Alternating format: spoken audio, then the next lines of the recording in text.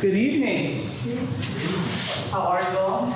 Good. Thank you for being here. My name is Marlanda Dekine. This is Dr. Boyce. We're really happy to be here to not only talk about Ars Poetica, but to actually share Ars Poetica. We are usually surrounded by a chamber ensemble. I'll let Douglas talk about that in just a moment. But I wanted to say that I'm from Plantersville, and that while the piece is not particularly grounded in Plantersville, because my body lives in Plantersville still and acknowledges that space still, it comes out of my work, and you'll hear some of that in there. That is, I think, where the roots of heritage grab the aesthetic of the work and make it do something that you may not be intending for it to do, but place finds itself in the work. So again, thank you for having us here. Very happy to be here. I'll say something a little bit technical to explain some things, and then further some of Marlanda's thoughts. So this is a work that we've performed live in many places. Oh, yeah. And it's written for a trio of cello, guitar, and violin. And it was recently released on my third solo album on New Focus Recording. And one of our original hopes, one of our original thoughts around this piece was to figure out ways that we could bring it to spaces and locations that maybe don't have the infrastructure or don't have the players, or getting all of the people that performed on the piece to new places, to different places, or in this particular case, toward, in some ways, back to home, which sometimes can be just as difficult. And so what we put together is the album version, but with Marlanda's voice extracted from it. So it speaks to the idea of performance and how this text is performed. As we talk about the project and the text and the meaning and how it is significant for us, something that came up and is like what I talk about with my students quite a bit, is that I don't really think that music is about anything, but I think it's around things, it's adjacent to things, and it resonates with them. And I think that something like what you said about, this is not about Plantersville, and yet it is around it, it is connected to it. Right. And in our two approaches, one of the things, there's a long story as to how we met and got to know each other. And throughout, I think we found that it was the discussions of craft, of making, of how we went about the work, of making these things that we do, that allowed us to have these nice, rich conversations, and in the end, produce this lovely work. And for me, I think you can get many different senses of the works around this, the way it is around you and around your experience. In some ways, it's around me and my studies of particular parts of music history, but also a bit more literally, the performers, the music is around Marlanda. It is sort of, it frames the poetry more than it sets the poetry, which is a subtle distinction that maybe we might talk about afterwards if people are interested. So I will leave this next one.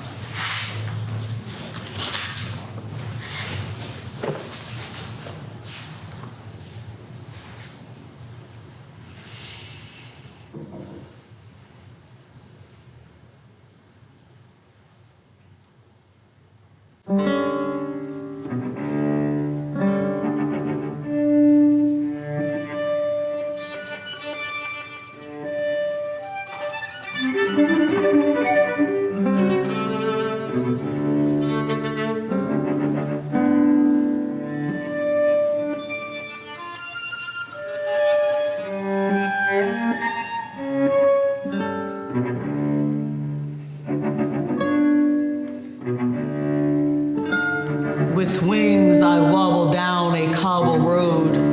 I left a bottle of brown rum at the crossroads. My limp is getting fuller by the moon. I wonder who plotted this path, this map I make my life. I am swift as the spaceships behind my eyelids. Beauty finds me dappled in ecstasy I found by the magnolia outside.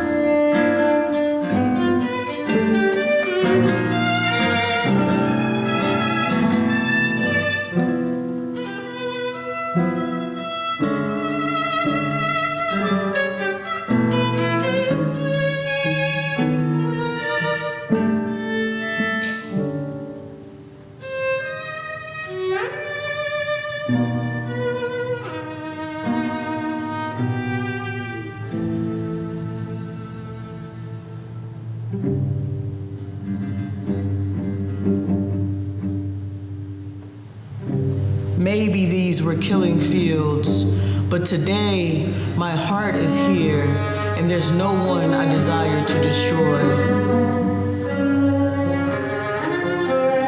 Let us live a together that jumps fences. I have had many agendas. I left them at the crossroads too.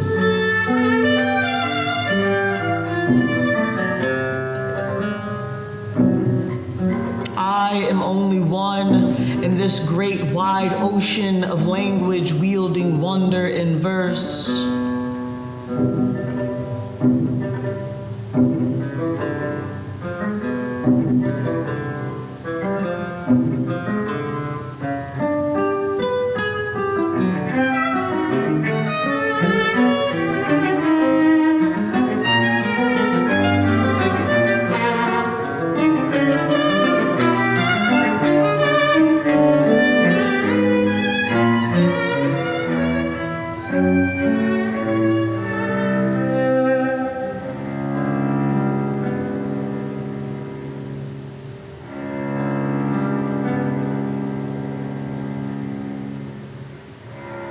Holy, hollow, I am a stanza of beauty nothing can counter but me.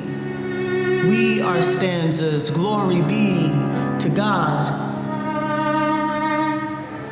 If I'm strange when I get there, I'll have my wings. Outer space blues clearing my mind.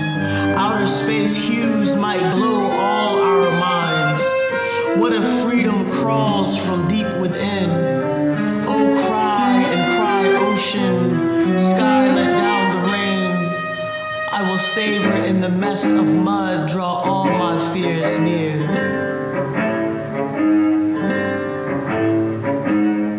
Shake the dust. After I'm ashes, I'll be an ancestor running free. The sky I choose to see only growing wider. Gather fire coal, pit me in that hole. I can take the heat.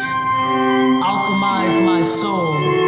It is myself I desire to meet.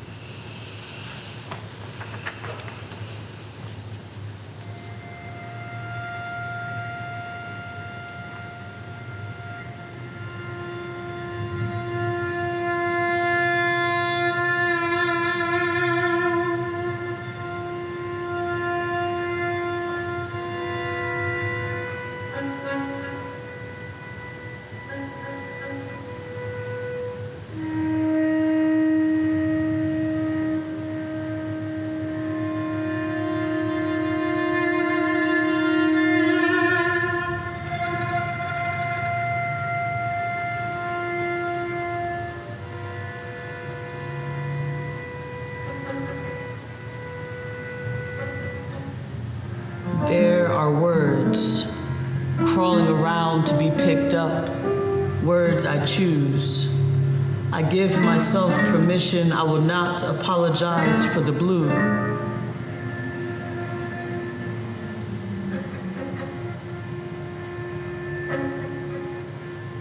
Butterfly dancing in my hydrangeas, memories. There are many things seen. I dream space of no time I before, of dark sounds beat, evil eye down my back. Here is happy as a crow perched upon my crown for lunch. At Winyah Bay, I do not require you. And I love big is all that water, big is all that water, holding stories. I ripple out love, I breathe like the live oak, I stand rooted, I speak to you plain.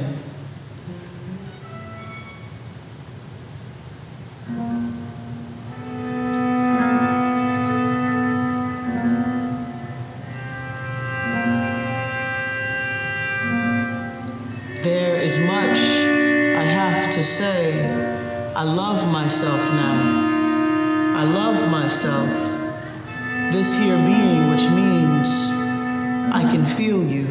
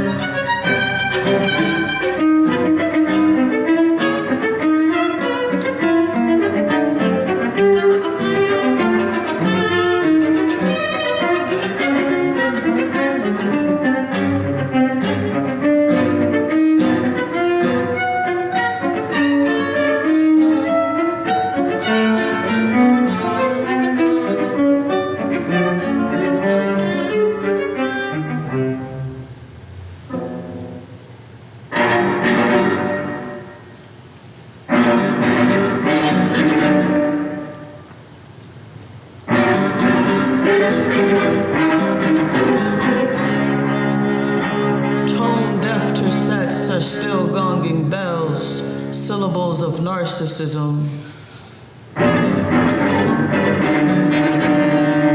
Run capitalism, run politicians, run USA's God.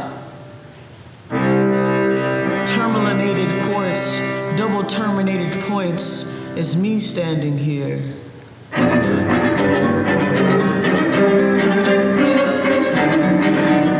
As a record keeper telling you these are loops we are living in.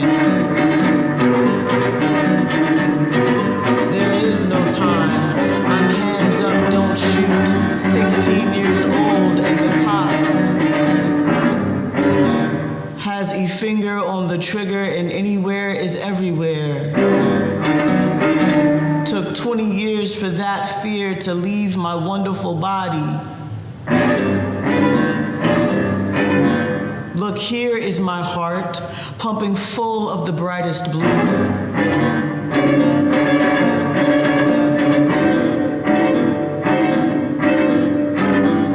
I am bloody as when I arrived.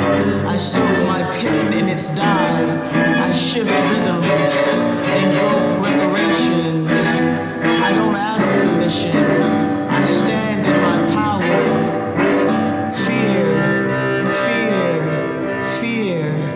Fear, look, there is your heart.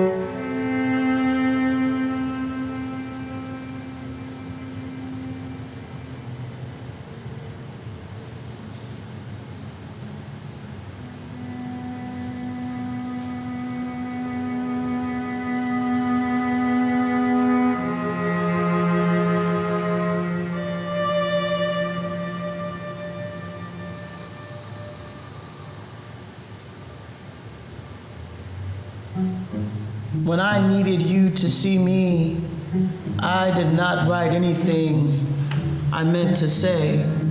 What I mean to say is the writing is best when I don't know where I'm going. Where I'm going might be black as my granddaddy's face, topsoil beneath crimson clover.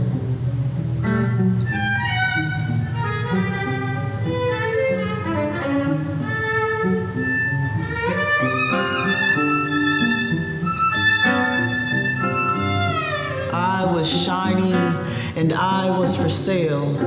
Now all I want is growing a garden lush inside of me. We all grow when one does. We all know suffering because we are alive. When I realized I was alive, decay and fear left my front porch. Paint blue began to speak alongside mugwort gone to seed. I listened to cinnamon sticks boiling on my stove. I put my head over steam of basil, said, "Hello, being, we are alive, kiss the day."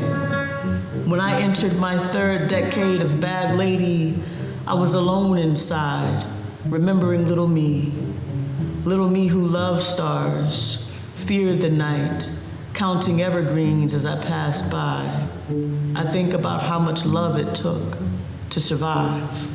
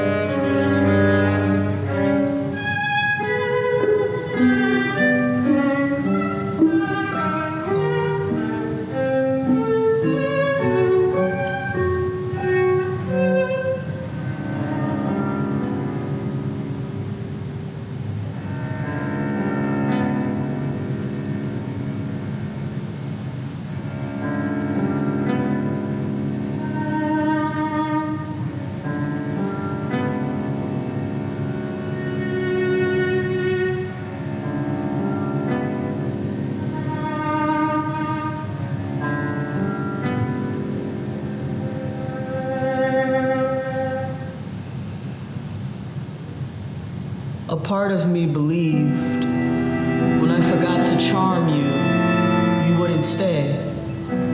It's been proven I, the fool, over and over, melting into different parts of the same face, same empty eyes. Trying to get my lesson how grandma said,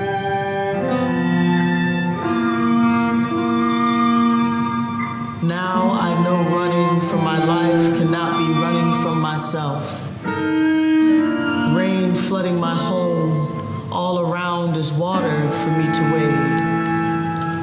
Watching trouble decay, trail off into a rusted storm drain.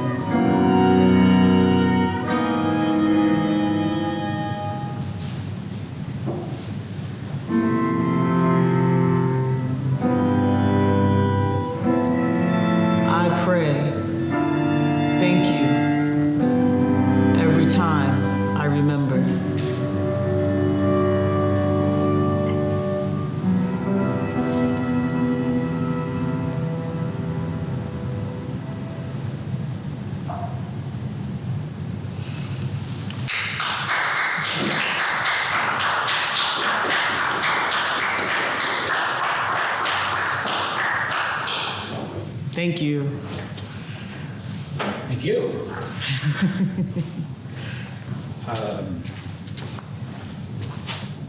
I can't say that we had anything in particular prepared. No, we wanted to open up for questions and be interactive with you all. So any questions at all for me as the poet or Douglas Boyce as the composer? How did you collaborate? Were the words first and you wound the music around it, or did it come together simultaneously? That's a great question. So I'm good. And all the great questions have really complicated answers. I know, yeah. So we met at a retreat. I was there to be happy. It was called a happiness retreat, and I was there to get happy. They wagged their fingers. Better be happy. Douglas's son, I think, was 5 at the time, and asked me to join them for lunch. And I did. I could not turn away a 5-year-old child. And we started this conversation about art and making art. And so over about a year or two, Something like that. Something like that. We communicated over email and text. How's your son? How are things going with poetry? How are things going with music? And at some point, we thought we should work together. Well, you wrote that lovely little poem about Tiernan. That was it. Okay, I wrote a poem about his son and sent it. And from there, I think I'll let you take over from there.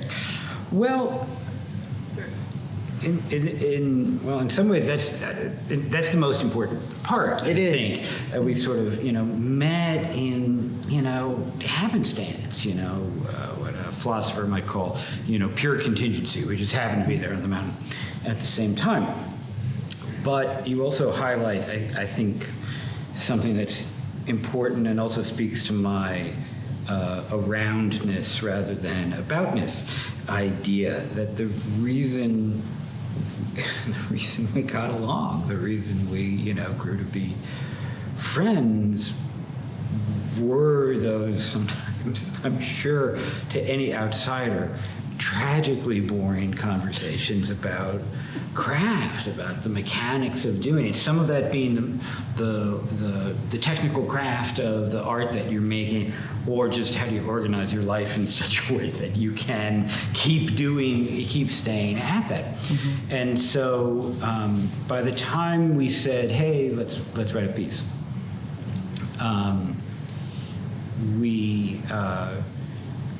that had emerged. It had already sort of revealed itself to us that's what it should be about, I think, because part of it was the just being apart. I mean, we don't live near each other, and so it was very. It was like old. It was like Erasmus writing letters to all the other philosophers, and they're going back and forth. It's these endless chains of emails back and forth,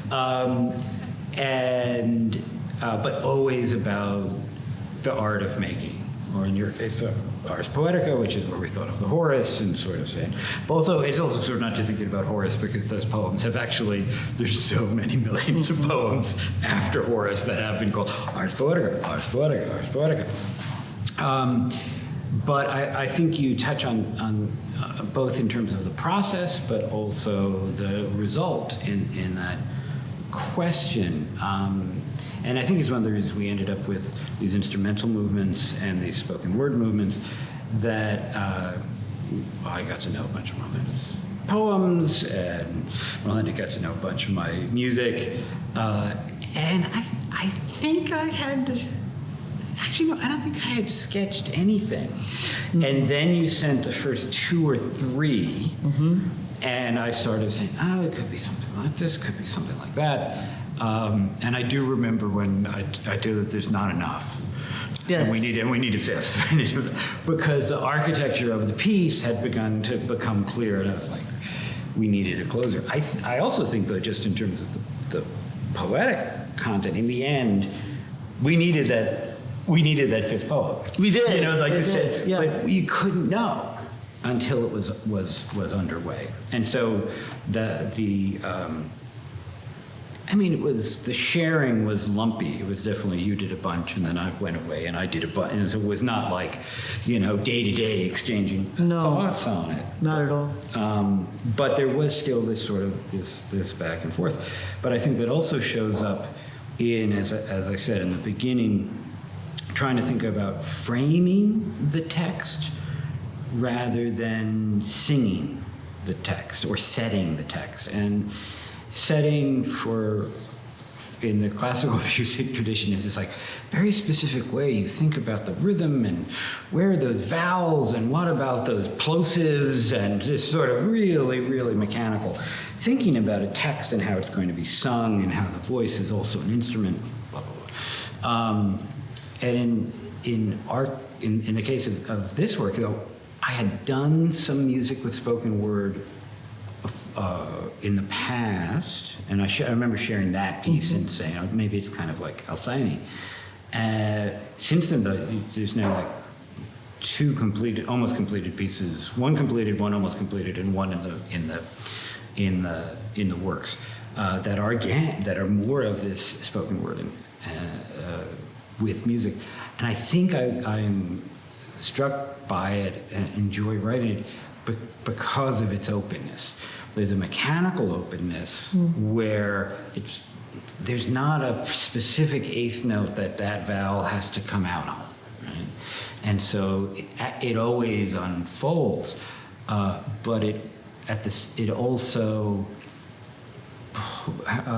it pushes me as a composer. This might seem like a funny thing to say. I think we've said enough things like this that I don't think you'll be upset about it. Go for it. It kind of pushes me a little bit away from the text or the words in the text and more about the architecture of the text. Because one thing that happens when you're trying to set text in that mechanical way, everything is just sort of it's in the poetic feed, it's in the structure, it's not really alive outside of it. I mean, it's not true for the great composers, and it's not true all the time, but even for the great composers, sometimes it's a little bit of a trap. And so that was, again, to this sort of aboutness, aroundness. There were many, somebody here caught me, I chuckled slightly at one point where there was this beautiful alignment between the line and one of Dan's little sort of figurations. It doesn't always happen that way. Each time it unfolds in a slightly different manner, and so keep some of that openness, which is, runs throughout your poems. Yeah. And I think when you said, I need more, I remember thinking, because I was, because I was intentionally free writing, which is I'm trying to not think much while I'm writing the thing, And I'm like, well, what's the more, and what's that going to look like, and what's the image I want to find that I'm responding to? And I had to. I would sit in these writing groups with some writing friends of mine, and we would throw out prompts. And I would just free write to a prompt. And when I found what seemed to be resonating between either an image or a line or something like that was connecting the pieces, I remember sending like a text and saying, I think this is the fifth part. But that's how our communication was. It was very much text, email, hop on the phone while you're walking the dog kind of thing. How's this sound? We swapped order on them a couple of times. Swapped order. Of the what we thought was the first, Yeah. was the second, Yeah. sort of that again. Yeah. The sort of these architectural questions were there.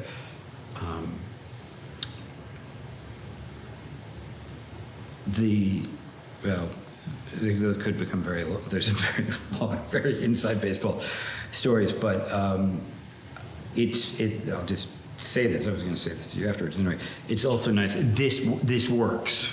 Yeah. There is a dynamism when you have the three performers on stage, which is delightful, and also gives a sort of visual activity, which is great. And you can tell some of the music is pretty complicated, and there are really some wonderful players having at it. And yet I think that also amplifies that sense of there's this big world of sound that's happening, and then attention pulls in to the text and into the words. And then you talked about sort of drawing from images or drawing from other prompts, and it's an interesting sort of again, to get in with the philosophers, it's this funny sort of multi-stage ekphrasis where like you're thinking about the walk. I'm thinking about the movement with the great walk, and so but then I'm thinking about the text about walking, and I'm thinking about you walking, and it's stages and stages and stages of reinterpretation, which I think for you, again, tell me if we've wrong. Well, if I'm wrong, we've done enough of these talks. I don't think so. The way history manifests in itself in your work, it's not necessarily always tagged. It's there, and if you're paying attention and you notice and you're conscious of it. In this case, it's beautiful that we're having this conversation here, so close to home and to where it was written. I think for me, it's a bit further away for someone who writes this very properly modernist music, this fascination of 14th and 15th century music, European music. It's often,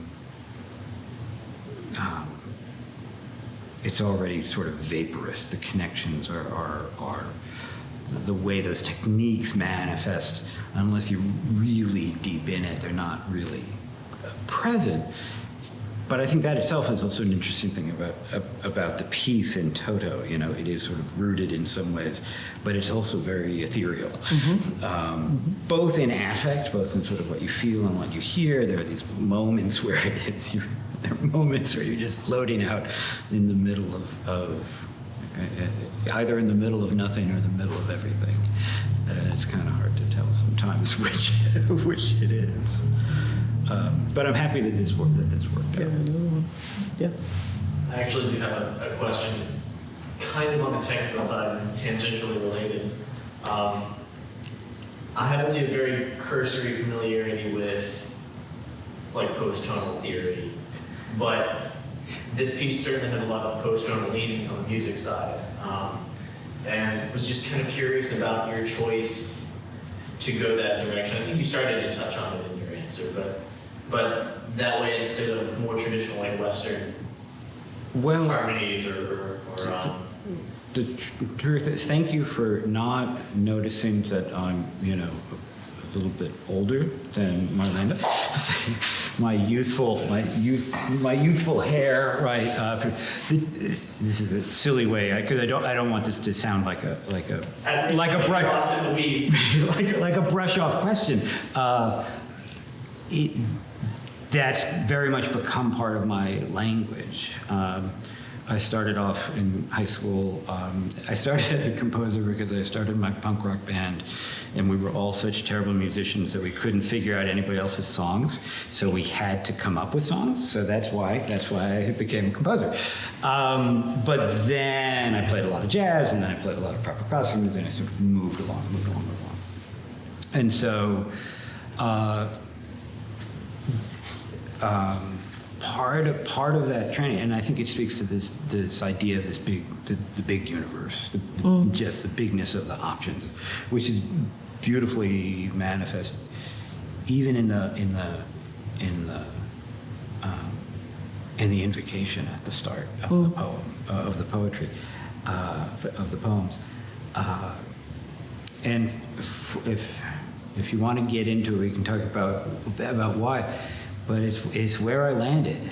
You know, we're thrown into this big space of things that you could do, and you know, I was briefly convinced I was going to be, you know, a big rock and roll person, and then I was even more briefly convinced I was going to be a very serious jazz musician, and then I was briefly, and it flows and it flows and it flows, and again, to loop this back around to the way that history is both personal and cultural and sort of cosmic. You know, I think that's very much in the poems and sort of individual lived experience and how it unfolds, but then how that itself is just a playing out of these sort of cultural, the flow of forces in culture at a particular moment. But then again, even more deeply, maybe it's part of these bigger, deeper, longer term cycles and patterns. Yeah, I would say personal and ancestral. Yeah. So like the very, you know, the personal here, the I, or the small I, and then this bigger I that's connected to everything that's come before me. And then also the body walking through the land and you know, how did the land get there? How did the swamp become firm land? What are the people that did this? Like all of those eyes kind of speaking for it through that one eye. That's a beautiful way to put it. Have you ever considered becoming a poet?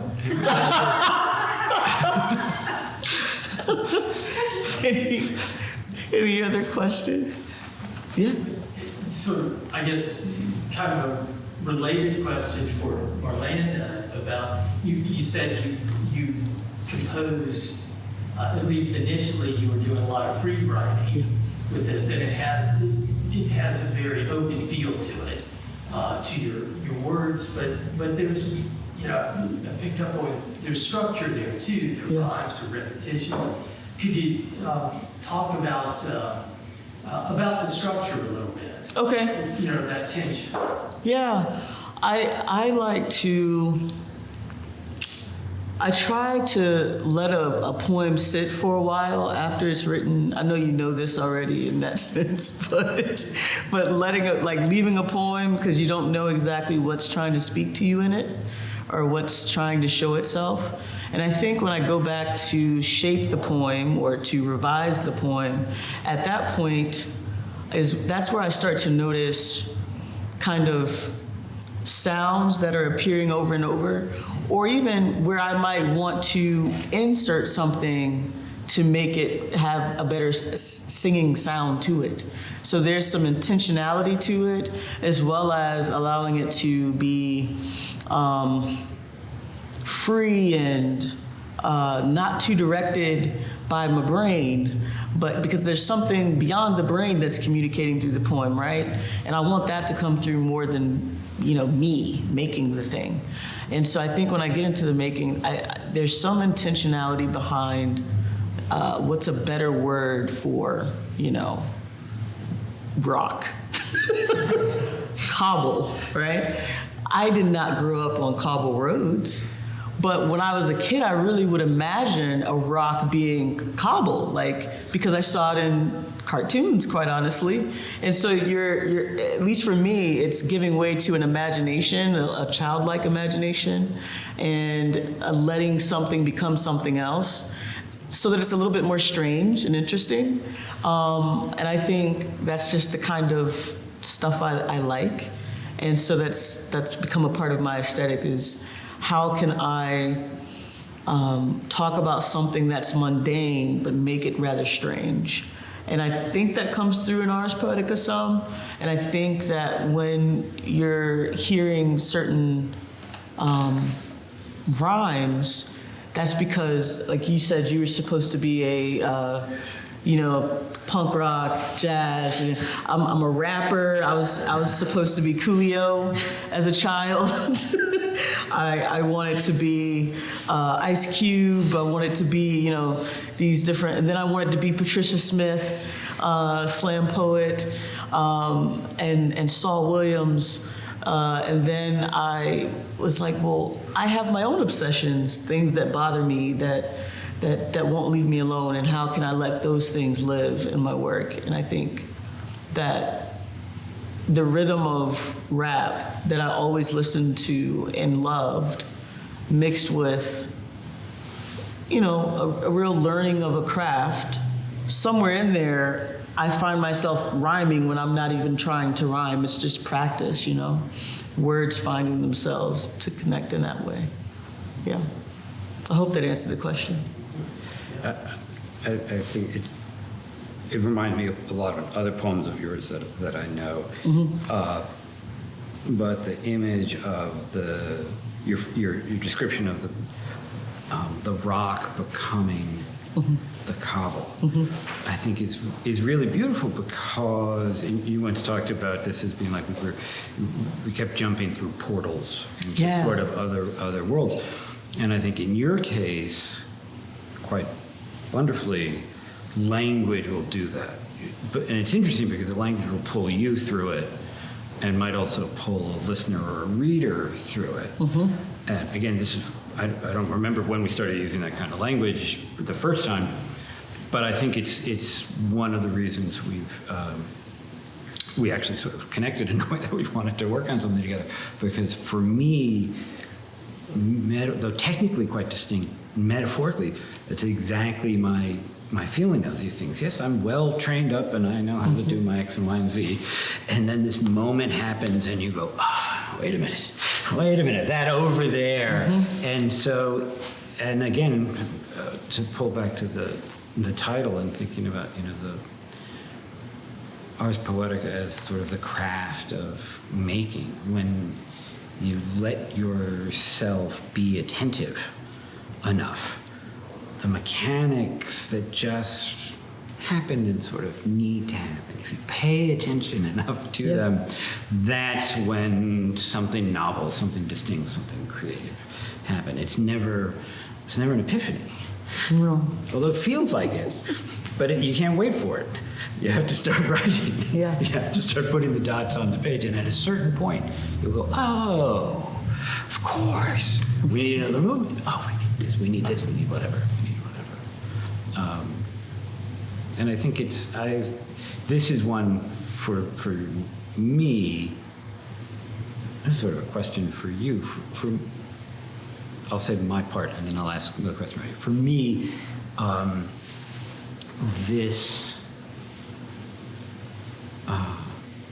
that openness is retained in the actual realization of it. A lot of my music, while the process is like that, it's nicely proper, and it's sort of, some of it's not at all, but some of it is. And it was delightful, and it was, I think, this sort of question of text and you and how you were practicing it on.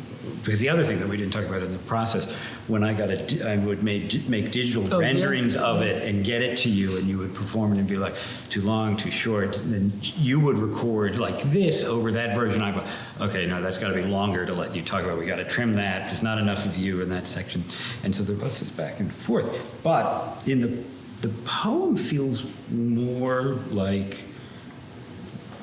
a typical poem of yours.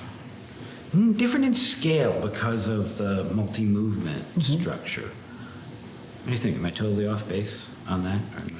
It might just be I haven't thought about it in a while, and hearing you read it instead of in my headphones trying to edit. Tell me when you say typical, what do you mean? And then I can answer. The turns, the brick becoming a cobble, the sort of that sort of those turns. Huh. I've not thought about that. So this idea of I think I've been interested in portals ever since I watched Ghost Rider as a kid. You remember Ghost Rider, right? So you look at the clouds, and then the cloud starts leaving you a message in the clouds, and it's like, you must go save so-and-so. And I would go outside and write down what I thought the clouds were saying. And so I think that the child in me has always enjoyed making a chair into something else. Which I think lends itself to the way that it shows up in my poems, but I have never thought about that like that. So that's something for me to I'm going to go back and reread a whole bunch after this. Me too. I was just making it up on the fly. I'm going to have to sit, because it's not something I'm doing. I can't say that I'm doing that intentionally, except that it's maybe where my imagination maybe finds itself kind of landing on the ground or rooting itself there. And turn this, and then see what world you create that you can walk into. I don't know. Yeah. Thank you for that. Anything else? I'm not from around here. Yeah. I grew up in the Midwest. It was so evocative of this area, of the paths with the live oak and the moss, and the sandy tracks and the marshes, and every new movement was a new place that was here. And it was so evocative of the history of this place in your personal life, but also in the life of this land. Yeah. It was thank you both. Oh, thank you. Thank you. I have not said this before, and I've not said this to you, I don't think. It certainly took time, but in some ways it was an easy piece to write for everything that you just described. In terms of, well, what am I framing? That's what I'm framing.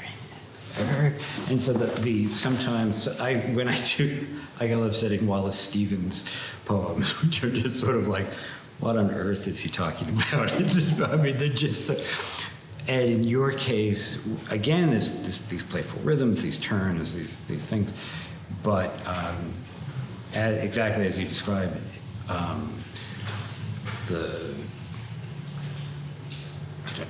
want to make sure I'm using the right word because I don't mean it all in division, but it's the description of a process or the description of a walk or the description of a situation. There is, though you are not theatrical in your reading, there is almost a dramaturgy to the structure of the poems, which means, oh yeah, I need something before that, I need something in between that, and blah, blah, blah. And so the architecture, which is often something that's, that's sort of often the composer's job to sort of just read it enough times, yep. And yeah, okay, we need more. But it was always clear throughout that this needs to be here, and this needs to be with that, and maybe there's a bridge in between those two. So yeah, from the collaborator's side, I completely agree with that description of the poems. Beautiful.